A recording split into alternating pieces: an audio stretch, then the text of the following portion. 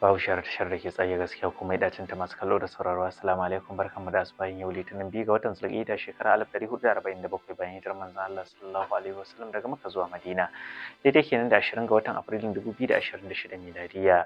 Tsohon gwamnan jihar Kaduna Malam Nasiru Rufai ya yi zargin gwamnatin tarayya da shirya masa maƙarƙashiya tare da zargin sa da hannu a ta'addanci domin ci gaba da tsare shi.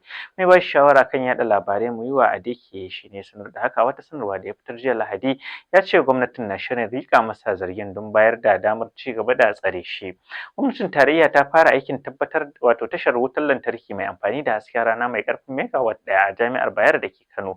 Tana aikin suka wato kayan aikin suka isa jami'ar kuma ake sa ran fara aikin kowane lokaci daga yanzu kamar yadda babban darakta a hukumar makamashi ta ƙasa Dr. Mustapha Abdullahi ya sanar yayin kaddamar da aikin har ma jami'ar ta miƙa godiyarta ga gwamnatin bisa aikin da za a fara.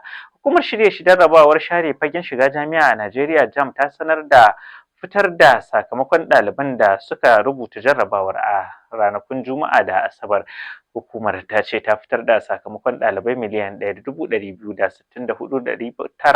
1,264,940 kamar yadda mai magana da yawan hukumar Fabian Benjamin ya sanar. Gwamnatin jihar Kwara ta tabbatar da aniyarta na bunƙasa harkar ilimi a jihar. Kwamishinan ilimi a jihar Dr. Lawal ne tabbatar da haka yayin da yake bayar da umarnin komawa makarantun gwamnati da masu zaman kansu domin fara zangon karatu na 3 daga yau Litinin. Kwamishinan ya sanar da haka a helkwatar hukumar da ke Ilori inda ya gode wa malamai da masu ruwa da tsaki da suke ci gaba da jajircewa domin inganta harkar ilimi a jihar.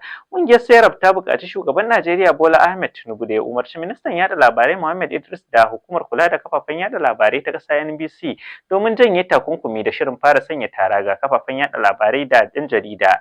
A cewar sanarwar da mataimakin daraktan ƙungiyar Kolawale Oluwadaran ya fitar ya ce dalilan da hukumar da ma'aikatar suka sanar dalilai ne marasa ma'ana kuma hakan tamkar tauye aikin jarida ne. Baki ɗaya takaitattun labaran kenan madin kwa da kwa sunana Bakar Mutula Ibrahim nake cewa fatan za mu wuni cikin ƙoshin lafiya.